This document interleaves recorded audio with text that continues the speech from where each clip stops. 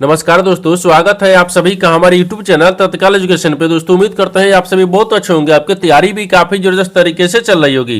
दोस्तों आज हम आप लोगों के लिए रीजनिंग के 15 अति महत्वपूर्ण प्रश्न के बारे में इस वीडियो में बताएंगे, जो कि SSC, railway, group D, NTPC या किसी स्टेट एग्जाम की तैयारी कर रहे हैं। इस टाइप के प्रश्न हमें से परीक्षा में पूछे जाएंगे। दोस्तों ये पार्ट नंबर कौन सा है? 462 है। पार्ट नंबर 460 61 नहीं देखें तो आप वीडियो सेक्शन में जाके देख सकते हैं। चलिए दोस्तों पहला प्रश्न देख लेते हैं।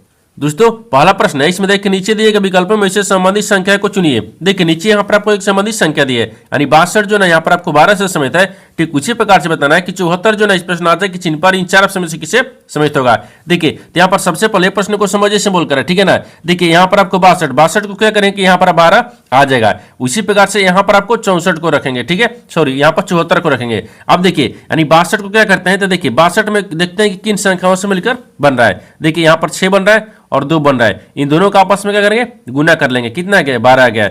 उसी प्रकार से देखिए 74 को रखेंगे, ठीक है ना। देखिए 74 किन संख्याओं से मिलकर बन रहा है, यानी 7 बन रहा है और 4 बन रहा है। इन दोनों का आपस में गुना कर लेंगे तो 7 कितना आ गया? 28 आ गया। यानी इस प्रश्नार्थक चिन्ह पर कौन सी संख्या भरा जाएगा? 28 हो जाएगा। 28 को देखते हैं किस ऑप्शन में दिख रही है, यानी ऑप्शन नंबर किस में दिख रहा है? ए में दिख रहा है, यानी ऑप्शन नंबर ए आपका सही हो जाएगा। दोस्तों उम्मीद करता हूं इस प्रश्न को भी आप अच्छी तरह से समझ पाओगे। नेक्स्ट प्रश्न देख लेते हैं।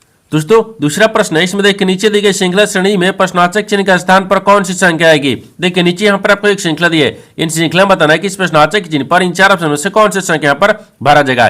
देखिए तो यहाँ पर सबसे पहले ध्यान से देखते हैं कि श्रृंखला किस प्रकार से चल रहा है, ठीक है। देखिए यहाँ पर आपको 901 हो रहा है, ठीक है। 901 से क्या हो रहा है? 900 हो रहा है। 900 से यहाँ पर 897 हो रहा है। 897 से 892 हो रहा है। 892 से 885 हो रहा है। 885 से आपको अगला संख्या ज्ञात करना है। देखिए इन श्रृंखला को ध्यान से देखने के बाद में हमको क्या दिख रहा है? हमको यही दिख रहा है कि देखिए 901 से क्या लिख रहे हैं? 900 लिख रहे हैं, यानी -1 कर रहा है। फिर यहाँ पर 900 से क्या लिख रहे हैं? 900 यानी 897 लिख रहे हैं, यानी माइनस यहाँ पर आपको 3 कर रहा है, ठीक है ना। देखिए यहाँ पर आपको 897 से 92 लिख रहा है, ये -5 कर रहा है, ठीक है। अब देखिए यहाँ पर 92 से क्या लिख रहे हैं? 85 लिख रहे हैं, अतः माइनस यहाँ पर 7 कर रहा है, ठीक है ना। उसी प्रकार से देखिए 1 3 5 7 यहाँ पर -9 करेंगे, ठीक है ना। देखिए यानी 85 में 885 में 9 को माइनस करेंगे तो यहाँ पर कितना बचेगा? ये 876 हो जाएगा। कितना क्या? 876 हो जाएगा। यानी इस प्रश्नार्थक चिन्ह पर कौन सी संख्या भरा जाएगा?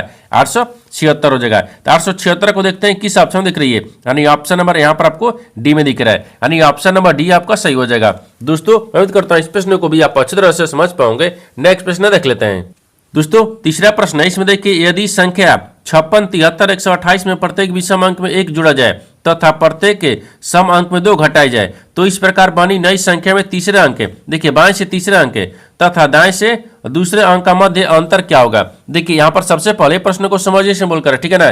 देखिए यहाँ पर बोल रहा है कि एक संख्या दी है, इन संख्या में बोल रहा है कि विषम अंक में 1 जोड़ा जाए और सम संख्या में 2 घटाई जाए। तो जो इस प्रकार से बनी नई संख्या में, यानी बाएं से तीसरे और यहाँ पर दाहिने से दूसरे अंकों का अंतर ज्ञात करना है। देखिए यहाँ पर क्या करिएगा, वीडियो को रोककर खुद अपने आप से बनाने का कोशिश करिएगा और 15 प्रश्न में से अपने कितने प्रश्न सही किए हैं वीडियो को लास्ट में कमेंट में जरूर बताइएगा। और इस चैनल पर पहली बार आए तो चैनल को सब्सक्राइब कर बेल आइकन घंटी के ऊपर जरूर कर लीजिएगा, क्योंकि सबसे पहले इस तरह क्लास आपको मिलता रहे। देखिए यहाँ पर सबसे पहले ध्यान से देखते हैं ना, इस संख्या आपको क्या लिख रहा है। देखिए यहाँ पर 56, 73, 128 लिख रहा है, तो सबसे पहले संख्या को लिखते हैं। देखिए यहाँ पर आपको क्या लिख रहा है? 56 लिख रहा है, ठीक है। 56 दिया, फिर 73 दिया और 128 दिया, ठीक है ना। अब यहाँ पर संख्या लिखा है, बोल रहा है कि प्रत्येक विषम अंक में 1 जोड़ा जाए, यानी विषम संख्या में 1 को जोड़ते हैं। देखिए ये विषम संख्या 1 को जोड़ेंगे 6 आ गया, ये भी विषम संख्या दिख रहा है, इसमें भी 1 को जोड़ेंगे ये 8 आ गया, ये भी विषम संख्या है, इसमें 1 को जोड़ने के बाद में कितना गया?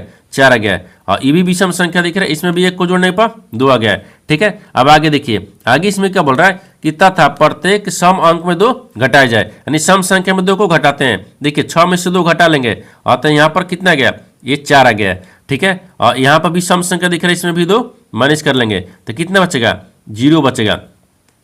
और यहाँ पर 8 में से 2 घटाएंगे और तो यहाँ पर 6 बचेगा, ठीक है। देखिए ये आपको बाएं होता है, ठीक है ना, ये बाएं हो गया है, इधर से क्या हो गया? ये दाहिने हो गया है। लेकिन यहाँ पर आपको क्या बन गया? नई संख्या बन गया, ठीक है, ये नई संख्या बन गया। तो इस प्रकार बनी, ठीक है, नई संख्या में बाएं से। देखिए ये आपको नई संख्या बन गया। नई संख्या बोल रहा है कि बाएं से तीसरे, यहाँ पर बाएं से तीसरा कौन सा दिख रहा है? देखिए बाएं से तीसरा 8 दिख रहा है, ठीक है, तथा अंक दाएं से, देखिए दाएं से दूसरे अंक है तो दाहिने से दूसरा अंक 0 दिख रहा है कि यहाँ पर मध्य का अंतर बताना है। देखिए यानी कहने का मतलब कि देखिए बाएं से तीसरा अंक है और दाहिने से दूसरा अंक के दोनों का अंतर ज्ञात करना है। देखिए तो 8 हो गया और 8 दिख रहा है ना, 8 में से क्या करेंगे, 0 को माइनस करेंगे, यहाँ पर कितना बचेगा, 8 बचेगा। कितना बचेगा, 8 हो जाएगा। तो 8 को देखते हैं किस ऑप्शन में दिख रही है, यानी ऑप्शन नंबर ए में दिख रहा है, यानी ऑप्शन नंबर ए आपका सही हो जाएगा। दोस्तों उम्मीद करता हूं इस प्रश्न को भी आप अच्छी तरह से समझ पाओगे। नेक्स्ट प्रश्न देख लेते हैं। दोस्तों 4 नंबर प्रश्न है, इसमें देखिए एक निश्चित कुट भाषा में, यानी देखिए म्यूट MUTE को यहाँ पर क्या लिख रहे हैं, 3517 के रूप में कूटबद्ध किया जाता है और रियर को यहाँ पर 2458 के रूप में कूटबद्ध किया जाता है। तो दी गई कूट भाषा में ई के लिए कूट क्या होगा। देखिए यहाँ पर सबसे पहले प्रश्न को समझिए से बोल कर रहा है, ठीक है ना। देखिए यहाँ पर क्या बोल रहा है, एक बोल रहा है कि एक निश्चित कूट भाषा दी है। देखिए यहाँ पर MUTE को क्या लिख रहे हैं, 3517 के रूप में कूटबद्ध किया जाता है। उसी कुट भाषा में देखिए ईयर को, यानी EARS को क्या लिख रहे हैं, ईयर्स को यहाँ पर क्या लिख रहे हैं, 24 और 58 के रूप में कूटबद्ध किया जाता है। ठीक है, उसी कुट भाषा में बताना है कि यहाँ पर ई को क्या लिखा जाएगा। तो सबसे पहले यहाँ पर देखते हैं कि म्यूट लिख रहा है, MU यानी TE, म्यूट को क्या लिख रहा है, तो यहाँ पर 35 और यहाँ पर 17 दिया है। ठीक है, उसी कुट भाषा में बताना है कि ईयर, यानी देखिए EARS इसको क्या लिख रहा है, तो देखिए यहाँ पर आपको क्या लिख रहा है, और 24 यहाँ पर 58 लिख रहा है। ठीक है, उसी कुट भाषा में बताना है कि ई को क्या लिखा जाएगा। ठीक है ना। अब देखिए इस तरह के सवाल में क्या करेंगे, इस तरह के सवाल में देखिए ये आपको अक्षर दिख रहा है, इसमें कौन मिलाइए, इस संख्या दिख रहा है, इसमें भी एक कॉमन मिलाइए, जो आपको दोनों में कौन मिलेगा ना वही आपको आंसर होगा। जैसे ध्यान से देखिए यहाँ पर आपको क्या दिख रहा है, ई कॉमन दिख रहा है और इसमें भी क्या दिख रहा है, ई दिख रहा है और इस संख्या में क्या दिख रहा है, संख्या में देखिए 5 दिख रहा है, इसमें भी 5 दिख रहा है और इसमें कहीं कौन दिख रहा है, नहीं दिख रहा है, यानी ई क्या कूट क्या हो गया, 5 हो जाएगा। तो 5 को देखते हैं किस ऑप्शन में दिख रही है, यानी ऑप्शन नंबर यहाँ पर आपको सी में दिख रहा है, यानी ऑप्शन नंबर सी आपका सही हो जाएगा। दोस्तों उम्मीद करता हूं इस प्रश्न को भी आप अच्छी तरह से समझ पाओगे। नेक्स्ट प्रश्न देख लेते हैं। दोस्तों 5वां प्रश्न, इसमें देखिए यह प्रश्न नीचे दी गई 3 अंकों वाली 5 संख्याओं पर आधारित है। देखिए यहाँ पर आपको 5 को संख्या दी है जो कि 3 अंकों वाली पर आधारित है। देखिए 1 2 3 यानी 412 लिखा है, 3 अंक दिया है। ठीक है ना। देखिए उदाहरण में बोल रहा है कि 697 पहला अंक है, दूसरा संख्या 6 जो है वो दूसरा अंक है, तीसरा जो है वो क्या दिख रहा है, 9 है और यहाँ पर आपको क्या बोल रहा है कि 9 और तीसरा अंक है, ठीक है, बराबर 7 है। ठीक है ना। देखिए नोट में क्या बोल रहा है इसके बारे में हमको नहीं समझना है। ठीक है, और यहाँ पर क्या बोल रहा है, उदाहरण में भी क्या बोल रहा है इसको बारे में नहीं समझना है। देखिए सवाल आपको यहाँ से पूछा है, यदि सबसे बड़ी संख्या के पहले अंक को सबसे छोटी संख्या के तीसरे अंक से घटाया जाए तो परिणाम कितना होगा। देखिए यहाँ पर सबसे पहले प्रश्न को समझिए से बोलकर है। ठीक है ना। देखिए यहाँ पर क्या बोल रहा है, ये बोल रहा है कि यह प्रश्न नीचे दी गई 3 अंकों वाली 5 संख्याओं पर आधारित है। यहाँ पर 3 अंक वाली दी है, 5 को संख्या दी है। ठीक है ना, संख्याओं पर आधारित है। ठीक है, उदाहरण को नहीं देखना है और नोट को भी नहीं देखना है। सवाल देखिए यहाँ से पूछा है, यानी यदि सबसे बड़ी संख्या के पहले अंक तो इसमें देखिए कि सबसे बड़ी संख्या क्या दिख रहा है, यहाँ पर 667 दिख रहा है, तो यहाँ पर 667 को रखेंगे। एक क्या दिख रहा है, बड़ी संख्या दिख रहा है। ठीक है ना, ये बड़ी को रखते हैं। ठीक है, आगे बोल रहा है कि देखिए बड़ी संख्या के पहले अंक को, तो बड़ी संख्या के पहला अंक क्या दिख रहा है, ये 6 दिख रहा है, को सबसे छोटी संख्या के तीसरे अंक के, तो सबसे छोटी संख्या, तो सबसे छोटी संख्या यहाँ पर आपको क्या दिख रहा है, ये 241 दिख रहा है, तो 200 क्या दिख रहा है, 41 हो गया, तो 241 यहाँ पर क्या हो गया, ये छोटी संख्या हो गया। ठीक है ना, छोटी संख्या है। आता देखिए सबसे छोटी संख्या के तीसरे अंक, यहाँ पर तीसरा अंक क्या दिख रहा है, 1 दिख रहा है। ठीक है, से घटाई जाए तो परिणाम क्या होगा। देखिए यानी इसका कहने का मतलब है कि देखिए यहाँ पर सबसे बड़ी संख्या में से 6 और सबसे छोटी संख्या में से तीसरा अंक, इन दोनों को जब माइनस करेंगे तो कितना आएगा, आपको इसी को बताना है। देखिए तो यहाँ पर आपको क्या दिख रहा है, यहाँ पर आपको 1 दिख रहा है। ठीक है, देखिए सबसे छोटी संख्या के तीसरा अंक 1 दिख रहा है और यहाँ पर सबसे बड़ी संख्या के, यहाँ पर सबसे बड़ी संख्या के यहाँ पर पहला अंक है यानी 6 दिख रहा है। इसको माइनस करेंगे तो कितना आ गया, ये -5 आ जाएगा। क्या आएगा, -5 हो गया है। तो -5 को देखते हैं किस ऑप्शन दिख रही है, यानी ऑप्शन नंबर बी में दिख रहा है, यानी ऑप्शन नंबर बी आपका सही हो जाएगा। दोस्तों उम्मीद करता हूं इस प्रश्न को भी आप अच्छी तरह से समझ पाओगे। नेक्स्ट प्रश्न देख लेते हैं। दोस्तों 6 नंबर प्रश्न है, इसमें देखिए नीचे दिए गए विकल्पों में से संबंधित शब्द को चुनिए। देखिए नीचे यहाँ पर आपको एक संबंधित शब्द दिया है, यानी गंगा जो है ना गंगोत्री से समेत है। ठीक उसी प्रकार से बताना है कि गोदावरी जो है ना इस प्रश्नार्थ के चिन्ह पर इन 4 ऑप्शन में से किससे समेत होगा। देखिए तो यहाँ पर सबसे पहले प्रश्न को समझते हुए बोलकर है। ठीक है ना। देखिए यहाँ पर आपको गंगा दिख रहा है, गंगा गंगोत्री से समेत है, उसी प्रकार से गोदावरी को रखेंगे। देखिए गंगा का उद्गम क्या होता है, यहाँ पर उद्गम लिखेंगे। ठीक है, यानी उद्गम, गंगा का उद्गम गंगोत्री होता है, उसी प्रकार से गोदावरी का उद्गम क्या होता है, यानी उद्गम हो गया। ठीक है, उद्गम क्या होता है, तो उद्गम यहाँ पर आपको दिख रहा है, यानी उद्गम क्या हो गया, तो यहाँ पर देखिए यानी इन त्रय यहाँ पर क्या दिख रहा है, तो यानी अमरकटिका दिख रहा है नहीं, यानी तात्र कारवीरी दिख रहा है नहीं दिख रहा है, यानी गुरु शिखर दिख रहा है ये भी नहीं हो रहा है। ठीक है, देखिए यानी त्र्यंबकेश्वर दिख रहा है। ठीक है ना, त्र्यंबकेश्वर हो जाएगा, जिससे यहाँ पर आपको क्या लिख रहे हैं, त्र्यंबकेश्वर। देखिए यानी ठीक है ना, बकेश्वर। ठीक है, ये आपको केश्वर दिख रहा है। ठीक है ना, त्र्यंबकेश्वर। देखिए जिस प्रकार से यहाँ पर गंगा का उद्गम क्या है, गंगोत्री है। ठीक है, उसी प्रकार से गोदावरी का उद्गम क्या हो जाएगा, यानी त्र्यंबकेश्वर। ठीक है, त्र्यंबकेश्वर को देखते हैं किस ऑप्शन दिख रहा है, ऑप्शन नंबर यहाँ पर आपको डी में दिख रहा है, यानी ऑप्शन नंबर डी आपका सही हो जाएगा। दोस्तों मैं उम्मीद करता हूँ इस प्रश्न को भी आप अच्छी तरह से समझ पाओगे। नेक्स्ट प्रश्न देख लेते हैं। दोस्तों 7वां प्रश्न है, इसमें देखिए निम्नलिखित संख्या प्रतीक है और प्रत्येक श्रृंखला का संदर्भ ले और नीचे दिए गए प्रश्न का उत्तर दे। गिनती केवल बाएं से दाएं की जानी चाहिए। सभी संख्याएं एकल अंकीय संख्याएं। देखिए यहाँ पर आपको एक श्रृंखला दी है, श्रृंखला में पूछा क्या, देखिए यहाँ से पूछा है ऐसे कितनी संख्या हैं जिनके ठीक पहले एक प्रतीक है तथा ठीक बाद में एक अन्य संख्या भी है। देखिए यहाँ पर सबसे पहले प्रश्न को समझिए सिंबल कर, ठीक है ना। देखिए यहाँ पर क्या बोल रहा है, ये बोल रहा है ना, देखिए निम्नलिखित संख्या और प्रत्येक श्रृंखला का संदर्भ ले और नीचे दिए गए प्रश्न का उत्तर दे। गिनती केवल बाएं से दाएं की जानी चाहिए और सभी संख्याएं एकल अंकीय संख्या है। यानी इसका कहने का मतलब है कि यहाँ पर एक श्रृंखला दी है, ठीक है ना। इन श्रृंखला में आपको बताना क्या है, देखिए सवाल यहाँ से पूछा है, पूछ रहा है ऐसे कि देखिए ऐसे कितनी संख्या है, तो ऐसे कितनी संख्या है, तो यहाँ पर आपको संख्या का रखेंगे, ठीक है। यानी इसमें ऐसे कितनी संख्या है जिनके ठीक है पहले एक प्रतीक है, जिनके पहले क्या दिख रहा है, प्रतीक दिख रहा है, और तथा ठीक बाद में क्या दिख रहा है, एक अन्य संख्या भी दिख रहा है। बाद में क्या दिख रहा है, एक संख्या दिख रहा है। देखिए यानी इसे कहने का मतलब है कि इन श्रृंखला में बताना है कैसे कितने संख्या है जिनके पहले एक प्रतीक है और जिनके बाद एक संख्या दिख रहा है, ठीक है। अब देखिए तो यहाँ पर आपको क्या दिखता है, तो यहाँ पर सबसे पहले यहाँ पर संख्या को देखेंगे, संख्या से पहले प्रतीक होना चाहिए लेकिन बाद में संख्या होना चाहिए। ये दिख रहा है, नहीं दिख रहा है, और यहाँ पर दिख रहा है तो प्रतीक है, संख्या। देखिए संख्या दिख रहा है, संख्या के पहले प्रतीक आ गया है लेकिन बाद में भी प्रतीक आ जा रहा है, ठीक है ना।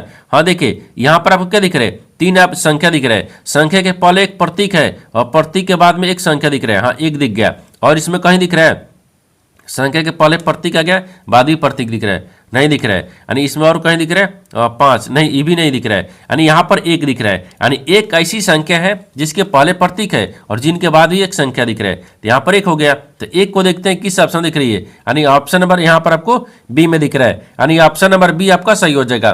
दोस्तों मैं उम्मीद करता हूँ इस प्रश्न को भी आप अच्छी तरह से समझ पाओगे। नेक्स्ट प्रश्न देख लेते हैं। दोस्तों 8वां प्रश्न है, इसमें देखिए उस वे नारे का चयन करें जो दिए गए वर्गों के बीच संबंध को सर्वोत्तम रूप से दर्शाता है। देखिए नीचे यहाँ पर आपको 3 शब्द दिए, इन तीनों शब्द को बताना कि आपस में कैसे समित है और इन 4 वेन डायग्राम में से कौन सा वेन डायग्राम बनेगा। देखिए तो यहाँ पर सबसे पहले ध्यान से देखते हैं कि तीनों शब्दों से कॉमन कौन सा मिल रहा है, ठीक है। देखिए ये आपको मंगल दिया है, फिर शुक्र दिया है, फिर ग्रह दिया है, तो सबसे कॉमन क्या दिख रहा है, तो सबसे कॉमन हमको क्या दिख रहा है, ग्रह मान लेते हैं। क्या रखते हैं, एक ग्रह हो गया, ठीक है। ग्रह के अंदर में शुक्र ग्रह भी आते हैं, हाँ, और यहाँ पर मंगल ग्रह भी आते हैं, तो यहाँ पर क्या रखते हैं, मान लीजिए शुक्र हो गया, ठीक है, और यहाँ पर आपको क्या दिख रहा है, शुक्र दिख रहा है, ये मंगल हो गया, ठीक है, मंगल। देखिए सबसे कॉमन क्या दिख रहा है, ग्रह दिख रहा है। ग्रह के अंदर में शुक्र ग्रह भी आते हैं और ग्रह के अंदर में मंगल ग्रह भी आते हैं। और उसी प्रकार से अगर मान लीजिए ग्रह यहाँ पर नहीं रखेंगे, इस तरह का वेन डायग्राम बनेगा, तो यहाँ पर क्या हो जाए, सौर मंडल हो जाए, ठीक है ना, यानी सौर मंडल, ठीक है, सौर मंडल। सौर मंडल के अंदर ही आपको क्या आता है, यानी पर शुक्र ग्रह भी आते हैं और मंगल ग्रह भी आते हैं, और दोनों क्या दिख रहे हैं, एक ग्रह ही है, क्या है, ग्रह है। इस तरह का वेन डायग्राम बनेगा। इस तरह का वेन डायग्राम देखते हैं किस ऑप्शन में दिख रही है, यानी ऑप्शन नंबर बी में दिख रहा है, यानी ऑप्शन नंबर बी आपका सही हो जाएगा। दोस्तों मैं उम्मीद करता हूं इस प्रश्न को भी आप अच्छी तरह से समझ पाओगे। नेक्स्ट प्रश्न देख लेते हैं। दोस्तों 9वां प्रश्न है, इसमें देखिए ABCDE और F एक इमारत के 6 अलग अलग तलों पर रहते हैं। इमारत के सबसे निचले तल 1 है, ठीक है, और सबसे ऊपरी तल 6 है, तो F है। F एक सम संख्या वाले तल पर रहते हैं लेकिन 6 वाले तल पर नहीं रहते। तो D और F है, जिन तलों पर रहते हैं उनका योग 7 है, यानी B और A के ऊपर वाले तल पर रहता है। तो F और C का जिन तलों पर रहते हैं उनका योग 3 है। तो B और F के बीच कितने व्यक्ति रहते हैं, आपको इसी को बताना है। देखिए तो यहाँ पर सबसे पहले प्रश्न को समझिए सिंबल कर, ठीक है ना। देखिए यहाँ पर क्या बोल रहा है, यहाँ पर बोल रहा है कि देखिए यहाँ पर 6 व्यक्ति दिया है, जिसमें देखिए ABCDEF है, और यहाँ पर एक इमारत में 6 अलग अलग तलों पर रहते हैं, यानी इमारत के सबसे निचले तल का क्या है, F दिख रहा है। देखिए यहाँ पर बोला है कि इमारत में सबसे निचले तल का क्या है, 1 है। तो देखिए ये क्या होता है, ऊपर में होता है, ठीक है ना। इसको क्या रखते हैं, ऊपर रखते हैं। इसको क्या लिखेंगे, नीचे रखते हैं, ठीक है। नीचे हो गया। देखिए यहाँ पर आपको एक क्या दिखे, इमारत बनाए हुए, ठीक है ना। आपको देखिए यहाँ पर पूछा है कि एक सबसे नीचे है, तो देखिए सबसे नीचे क्या दिख रहा है, एक दिख रहा है, और सबसे ऊपरी तल पर क्या दिख रहा है, 6 दिख रहा है। तो सबसे ऊपरी तल पर देखिए यहाँ पर 6 दिख रहा है, ठीक है। आगे देखिए, आगे बोल रहा है कि एफ है एक के सम संख्या वाले तल पर आता है, लेकिन एफ जो है ना, एफ है एक सम संख्या वाले पर आता है, ठीक है। मान लीजिए यहाँ पर सब सम संख्या पर रखते हैं, ठीक है। तो एफ यहाँ पर रखेंगे जो कि सम संख्या वाला पर है, ठीक है। आगे बोल रहा है कि लेकिन 6 यानी 6 जो कि 6वें तल पर नहीं रहते हैं, लेकिन 6वें तल पर क्या दिख रहा है, ये भी सम संख्या है, लेकिन इस पे नहीं रहता है, ठीक है ना। आगे बोल रहा है कि देखिए डी और एफ जिन तलों पर आते हैं उनका योग 7 है। देखिए डी और एफ, देखिए डी और एफ जो दोनों रहते हैं ना, उनका योगफल कितना होना चाहिए, 7 होना चाहिए। तो यानी यहां पर आपको डी रखते हैं। देखिए डी हो गया, एफ हो गया, तो 5 और 2 जोड़ेंगे कितना गया, 7 हो गया, ठीक है। आगे बोल रहा है कि बी जो है ना, बी ए के ठीक ऊपर वाले तल पर रहता है, लेकिन बी जो है ठीक ए वाले के ऊपर रहता है। तो ए को यहाँ पर रखते हैं, ए के ऊपर कौन सा रखते हैं, बी को रखते हैं, ठीक है, बी रखते हैं, ठीक है ना। अब आगे देखिए, आगे बोल रहा है कि एफ और सी जिन तलों पर रहते हैं उनका योग 3 है। देखिए यहाँ पर आपको एफ और सी बोल रहा है, तो देखिए एफ हो गया और सी, एफ और सी का योग जो तले पर होते हैं ना, उनका योग कितना चाहिए, 3 होना चाहिए। देखिए तो एक सी यहाँ पर हो गया, सी को यहाँ पर रख लेते हैं, और एफ को देखिए इन दोनों का आपस में जोड़ेंगे कितना गया, 2 1 3 हो गया, ठीक है। आगे देखिए तो यहाँ पर कौन सा तला रह गया, ई रह गया, ठीक है, ई रह गया। अब बोल रहा है कि देखिए बी और एफ के बीच कितने व्यक्ति रहते हैं। देखिए बी और यहाँ पर एफ पूछा है, तो देखिए यहाँ पर आपको बी दिख रहा है और यहाँ पर आपको एफ दिख रहा है, इन दोनों के बीच में कितने व्यक्ति है, एक व्यक्ति दिख रहा है जो एक है, यानी एक व्यक्ति हो गया। तो एक को देखते हैं किस ऑप्शन में दिख रही है, यानी ऑप्शन नंबर सी में दिख रहा है, यानी ऑप्शन नंबर सी आपका सही हो जाएगा। दोस्तों उम्मीद करता हूं इस प्रश्न को भी आप अच्छी तरह से समझ पाओगे। नेक्स्ट प्रश्न देख लेते हैं। दोस्तों 10वां प्रश्न है, इसमें देखिए उस समुच्चय को चुनिए जिसमें संख्या ठीक उसी प्रकार से समित है जिस प्रकार निम्नलिखित समुच्चयों की संख्या के समित है। देखिए यहाँ पर सबसे पहले प्रश्न को समझिए सिंबल कर, ठीक है ना। देखिए यहाँ पर क्या बोल रहे हैं, ये दो समुच्चय आपस में दिया है, ये जिस प्रकार से आपस में समित है उसी प्रकार से बताना है कि इन 4 ऑप्शन में से कौन सा जो समुच्चय है इन दोनों के जैसे आपको समित दिख रही है। तो सबसे पहले क्या कहते हैं ना, इन दोनों समुच्चयों को आपस में देखते हैं कैसे समित दिख रही है, ठीक है।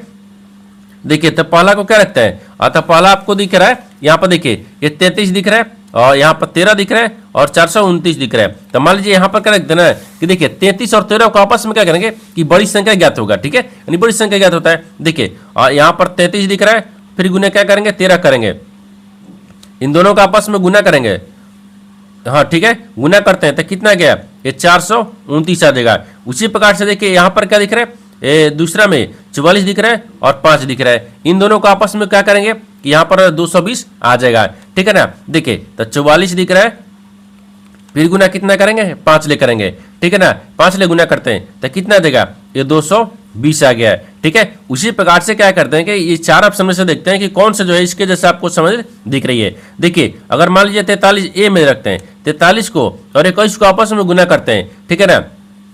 तो देखिए यहाँ पर 43 गुने क्या करते हैं 21, ये गुना करने के बाद में कितना देगा, हाँ यहाँ पर 903 तो ये जा रहा है, गुना करने पर 903 आ जा रहा है। इसका मतलब कि ऑप्शन नंबर ए क्या हो गया, सही हो जाएगा। इन दोनों के जैसे आपको समझ दिख रही है, यानी ऑप्शन नंबर ए आपका सही हो जाएगा। दोस्तों उम्मीद करता हूँ इस प्रश्न को भी आप अच्छी तरह से समझ पाओगे। नेक्स्ट प्रश्न देख लेते हैं। दोस्तों 11वां प्रश्न, इसमें देखिए यदि प्लस और माइनस को परस्पर बदल दिया जाए तथा गुना और भागा को परस्पर बदल दिया जाए तो निम्नलिखित समीकरण में प्रश्न चिन्ह का स्थान पर क्या आएगा। देखिए यहाँ पर सबसे पहले प्रश्न को समझिए से बोलकर है, ठीक है ना। देखिए यहाँ पर क्या बोल रहा है, यहाँ पर आपको एक श्रृंखला दिया है, ठीक है। इन समीकरणों को ज्ञात करने के लिए सबसे पहले 2 समीकरणों को यानी 2 चिन्ह को आपस में बदलना होगा, बदलने के बाद में समीकरणों को सही बनाएंगे, ठीक है ना। देखिए यहाँ पर सबसे पहले ध्यान से देखते हैं किसने बोल कर है। देखिए बोल रहा है कि यदि प्लस और माइनस को आपस में बदल दिया जाए तो प्लस और माइनस को बदलते हैं। देखिए प्लस की जगह पर माइनस को और माइनस की जगह पर प्लस को रखेंगे, ठीक है। आगे बोल रहा है कि देखिए गुना और भाग को परस्पर बदल दिया जाए, यानी गुना और भागा को बदलते हैं। देखिए गुना की जगह पर भागा को रखेंगे और भागा की जगह पर रखते हैं गुना को, ये चिन्ह बदल दिए। बदलने के बाद में बोल रहा है कि समीकरण निम्नलिखित में से समीकरणों को प्रश्न चिन्ह का स्थान पर क्या आना चाहिए। देखिए तो यहाँ पर सबसे पहले क्या करते हैं, समीकरण को सही बनाते हैं। तो यहाँ पर आपको चिन्ह को बदल दिए, बदलने के बाद में यानी समीकरण को सही करते हैं। देखिए 66 गुने 8 आ गया है, फिर प्लस में 231 हो गया है, अब फिर भागा यहाँ पर 11 दिख रहा है, फिर माइनस क्या दिख रहा है 14 दिख रहा है, फिर प्रश्नार्थक चिन्ह। अब देखिए 11 दूनी के 22 और 11 एक मर्त में 21 मर्त में काट दिए। अब देखिए 848 हो गया, फिर 848 है, 48 है 2 52, ठीक है ना। यहाँ पर 558 आ गया, सॉरी 528 आ गया, ठीक है ना। और 528 प्लस में क्या करेंगे 21 करेंगे, यहाँ पर आपको 21 दिख रहा है, और फिर माइनस क्या करेंगे 14 करेंगे, इन दोनों का आपस में जोड़ेंगे। 8 1 9 हो गया, और 2 2 4 हो गया, और यहाँ पर 5 हो गया। 549 में से 14 को माइनस करेंगे, ठीक है ना। देखिए तो 9 में से 5 को घटाएंगे, 4 को घटाएंगे तो 5 बचेगा, और यहाँ पर 4 बच रहा है, 4 में से घटाएंगे 3 बचेगा, और यहाँ पर 500 कितना गया 35 आ गया। तो इस प्रश्नार्थक चिन्ह पर कौन सा संख्या भरा जाएगा, ये 535 भरा जाएगा। तो 535 को देखते हैं किस ऑप्शन में दिख रही है, यानी ऑप्शन नंबर सी में दिख रहा है, यानी ऑप्शन नंबर सी आपका सही हो जाएगा। दोस्तों उम्मीद करता हूं इस प्रश्न को भी आप अच्छी तरह से समझ पाओगे। नेक्स्ट प्रश्न देख लेते हैं। दोस्तों 12 प्रश्न है, इसमें देखिए कथनों को पढ़े और दिए गए विकल्पों में से निष्कर्ष को चुने। देखिए नीचे यहाँ पर आपको एक कथन दिए, निष्कर्ष दिया है। कथन के आधार पर डायग्राम को बनाते हैं और निष्कर्ष के आधार पर प्रश्न को सोल्व करते हैं। यहाँ पर सबसे पहले ध्यान से देखते हैं कथन बोलकर है, ठीक है ना, इसके आधार पर डायग्राम को बनाते हैं। देखिए कथन बोल रहा है कि सभी जैम देखिए यानी बैड है, ठीक है, ठीक है। तो यहाँ पर आपको क्या दिख रहा है कि सभी जो जैम है ना वो बैड है, तो यहाँ पर जैम को रखते हैं, ठीक है। ये जैम दिख रहा है, सभी जो जैम क्या दिख रहा है बैंड दिख रहा है, तो यहाँ पर आपको बैंड में रखते हैं, ठीक है ना, बैंड दिख रहा है। आगे बोल रहा है कि सभी बेड बोरे हैं, लेकिन सभी जो बेड है ना वो क्या है बोरे हैं, तो यहाँ पर आपको बोरे में रखते हैं, ठीक है, बोरे है ये ठीक है। आगे देखिए आगे बोल रहा है कि कोई भी बोरा कैन नहीं है, कोई भी जो बोरा है ना वो कैन नहीं है, ठीक है, कैन नहीं है। ये तो कथन बोल रहा है, कथन के आधार पर डायग्राम को बना दिए, लेकिन निष्कर्ष क्या बोल रहा है, इसके आधार पर ही प्रश्न को सोल्व करेंगे। देखिए यहाँ पर निष्कर्ष क्या दिख रहा है, यानी निष्कर्ष पहला में क्या दिख रहा है, देखिए पहला में यहाँ पर आपको निष्कर्ष दिख रहा है कि कोई भी जैम यानी कैन नहीं है ना। देखिए यहाँ पर कोई भी जो जैम है ना वो कैन नहीं है, ये तो सही तो बोल रहा है कि नहीं है, इस डायग्राम में भी दिख रहा है कि नहीं है, ये सही बोल रहा है, ठीक है। दूसरा में देखिए, दूसरा बोल रहा है कि कुछ बोरे जैम है, तो कुछ जो बोरा है ना, तो मान लीजिए यहाँ पर सभी बोरा दिख रहे हैं, ठीक है, सभी बोरा दिख रहे हैं, कुछ यहाँ पर बोरे के अंदर में क्या दिख रहा है जैम दिख रहा है, यानी सभी के अंदर ही कुछ आता है, ये भी आपको सही बोल रहा है, ठीक है। सभी बोरा के अंदर में जैम है, ये आपको सही बोल रहा है। 1 और 2 दोनों आपको सही बोल रहा है। जब 1 2 दोनों सही बोल रहा है तो ऑप्शन नंबर ए क्या हो जाएगा, सही हो जाएगा। ऑप्शन नंबर ए न तो निष्कर्ष नहीं, ये ऑप्शन नंबर क्या दिख रहा है, हाँ ऑप्शन नंबर सी दिख रहा है, क्योंकि निष्कर्ष 1 और 2 दोनों अनुसरण करते हैं, ऑप्शन नंबर सी आपका सही हो जाएगा। दोस्तों उम्मीद करता हूं इस प्रश्न को भी आप अच्छी तरह से समझ पाओगे। नेक्स्ट प्रश्न देख लेते हैं। दोस्तों 13वां प्रश्न है, इसमें देखिए सचिन का वेतन 16%, पहले 16% घटाया गया और बाद में 10% बढ़ा दिया गया है, ठीक है। तो उसका अंतिम वेतन उसके शुरुआती वेतन की तुलना में कितने प्रतिशत कम था। देखिए यहाँ पर सबसे पहले प्रश्न को समझिए सिंपल कर, ठीक है ना। देखिए यहाँ पर क्या बोल रहा है कि सचिन है, सचिन का वेतन पहले 16% घटाया गया है, ठीक है, बाद में 10% बढ़ा दिया गया है। तो उसका जो अंतिम वेतन है ना उस शुरुआती वेतन की तुलना में कितने प्रतिशत कम था, आपको इसी को बताना है। देखिए जब इस तरह के प्रश्न आएगा तो 16% पहले घटाया गया है, ठीक है, फिर माइनस करेंगे, फिर 10% बढ़ाया गया है, ठीक है ना, फिर माइनस करेंगे, यहाँ पर क्या करेंगे फिर माइनस आ जाएगा, और यहाँ पर फिर कितना आ गया 16 आ गया, फिर गुने यहाँ पर आपको 10 आ गया, फिर बाटा में क्या आ गया 100 आ गया, ये परसेंटेज आ गया। अब देखिए 16 में से 10 को माइनस करेंगे, यहाँ पर 6% हो गया, ठीक है, और फिर माइनस करेंगे, 1 0 से 1 0 काट देंगे तो यहाँ पर 1.6 हो जाएगा, ठीक है ना, 1.6 आ गया, ठीक है, ई माइनस में आ गया, ई भी परसेंटेज हो गया। देखिए अगर इसको क्या करते हैं जोड़ते हैं, जोड़ेंगे तो देखिए माइनस प्लस कितना गया प्लस हो गया, तो 6 1 7 हो गया, 7.6 आ जाएगा, ये माइनस में दिख रहा है 7.6% आ गया। तो आपसे वही पूछा है कि देखिए उसका अंतिम वेतन उसके शुरुआती वेतन की तुलना में कितने प्रतिशत कम था, तो 7.6%। तो 7.6% को देखते हैं किस ऑप्शन में दिख रही है, यानी ऑप्शन नंबर किस में दिख रहा है, तो सी में दिख रहा है, यानी ऑप्शन नंबर सी आपका सही हो जाएगा। दोस्तों उम्मीद करता हूं इस प्रश्न को भी आप अच्छी तरह से समझ पाओगे। नेक्स्ट प्रश्न देख लेते हैं। दोस्तों 14वां प्रश्न है, इसमें देखिए एक एथलीट है यानी 25 सेकंड में 500 मीटर की दूरी, ठीक है, दौड़ता है, तो एथलीट की औसत गति क्या है। देखिए यहाँ पर सबसे पहले प्रश्न को समझिए सिंपल कर, ठीक है ना। देखिए यहाँ पर क्या बोल रहा है कि एक एथलेटिक है जो 25 सेकंड में 500 मीटर की दूरी तय कर लेता है, ठीक है ना। तो एथलेटिक की गति बताना है क्या होगा, यानी गति मतलब चाल होता है, ठीक है ना। चाल बताना का है तो चाल बराबर क्या होता है, दूरी बट्टा में समय होता है। ठीक है, समय दिख रहा है तो दूरी कितना आ गया तो 500 मीटर आ गया है। समय कितना दिख रहा है, ये 25 मीटर दिख रहा है, तो 25 सेकंड दिख रहा है, तो 25 से कितना गया 100, सॉरी 25 दूनी के 50 हो गया, यानी 20 हो गया, यानी 20 सेकंड दिख रहा है। और यहाँ पर वही होगा ना, मीटर प्रति सेकंड। हाँ देखिए, मीटर प्रति सेकंड आ गया, कितना आ गया तो 20 मीटर प्रति सेकंड। तो आपसे वही पूछा कि इसका गति क्या होगा, तो 20 मीटर प्रति सेकंड। तो 20 मीटर प्रति सेकंड देख रहे हैं, किस ऑप्शन दिख रही है, तो ऑप्शन नंबर यहाँ पर क्या हो जाएगा, यानी ऑप्शन नंबर यहाँ पर आपको बी में दिख रहा है, यानी ऑप्शन नंबर बी आपका सही हो जाएगा। दोस्तों मैं उम्मीद करता हूँ इस प्रश्न को भी आप अच्छी तरह से समझ पाओगे। नेक्स्ट प्रश्न देख लेते हैं।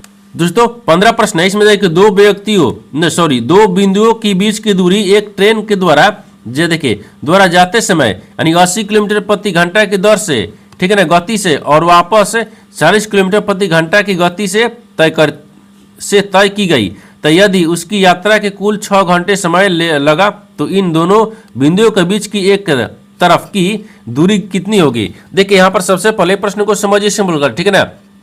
यहाँ पर क्या बोल रहा है कि दो बिंदुओं के बीच की दूरी है जो कि एक ट्रेन द्वारा जाते समय क्या लिख रहा है 80 किलोमीटर प्रति घंटा है, फिर वापस आते समय 40 किलोमीटर प्रति घंटा है, तय करता है इन दोनों यात्रा में क्या करना है, कुल समय कितना ले रहा है 6 घंटा ले रहा है। तो बताना क्या है, तो यहाँ पर तौलगा समय यानी इन दोनों बिंदुओं के बीच की एक तरफ की दूरी ज्ञात करना है। इन दोनों बिंदुओं के बीच की दूरी है ना, तो एक तरफ की दूरी कितना है आपको इसी को बताना है। देखिए यहाँ पर सबसे पहले क्या करते हैं, मानते हैं कि कुल दूरी कितना गया 100 गया है, समय कितना दिया नहीं दिया है 6 घंटा दिया है। तो देखिए यहाँ पर आपको होता है तो क्या लिख रहा है कितनी दूरी, तो पहले दूरी निकालेंगे तो 1 से दूरी हो गया तो समय हो गया। समय क्या दिख रहा है, समय बराबर दूरी बटा समय, दूरी बटा चाल होता है, दूरी बटा क्या आ गया एक चाल आ गया है, ठीक है ना, चाल हो गया। तो समय बराबर दूरी बटा चाल, तो एगो में समय कितना दिए, देखिए x बराबर 80 दिख रहा है, ठीक है, फिर प्लस करेंगे दोनों को जोड़ेंगे यानी x बराबर कितना है, ये 40 आ गया।